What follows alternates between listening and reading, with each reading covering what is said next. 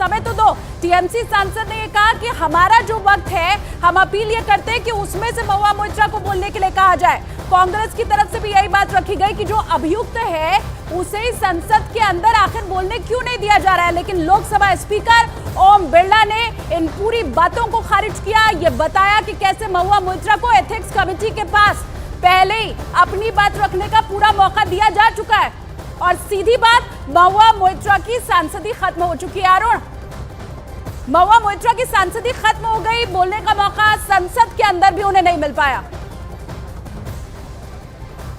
देखिए, वो इसलिए नहीं ले पाया कि लोकसभा के अध्यक्ष ने जो रूलिंग दी और सदन के अंदर लोकसभा अध्यक्ष की रूलिंग आखिरी होती है, उसको चैलेंज नहीं किया जा सकता सदन के अंदर कम से कम। उन्होंने कहा कि जब एथिक्स कमेटी की मीटिंग हुई थी तो बड़े ही समय से उनको मौका पूरा दिया गया, पूरी अपनी बात रखने की बात कही गई उनसे और उन्होंने अपनी बात रखी भी थी। हालांकि एक दिन वो नाराज होकर चली गई कि हमारी बात नहीं सुनी जा रही है और तमाम तरह के आरोप लगाए, लेकिन लोकसभा स्पीकर ने कहा कि आप अपनी बात कह चुकी हैं एथिक्स कमेटी की मीटिंग में और इसलिए आज सिर्फ इसमें वोटिंग होनी है कि क्या इस समिति की रिकमेंडेशन को रिपोर्ट को स्वीकार किया जाए या नहीं। और समिति ने जो सभागृह था उसने इस रिपोर्ट को स्वीकार कर लिया, उसके बाद उनकी संसद सदस्यता चली गई। तो कैश फॉर क्वेरी मामले में महुआ मोइत्रा अब लोकसभा की सांसद नहीं है और वह भूतपूर्व सांसद हो चुकी हैं। उस वोट के बाद ही अब उनको कोर्ट का रुख करना पड़ेगा और अगर वहां से जब तक कोई फैसला नहीं आता है तब तक वो सदन से निष्कासित सांसद है। कोर्ट में भी महुआ मोइत्रा के पास बोलने के लिए क्या बचा रह जाएगा, क्योंकि व्यापारी की तरफ से भी पहले ये बता दिया गया है कि आईडी पासवर्ड उसके पास था।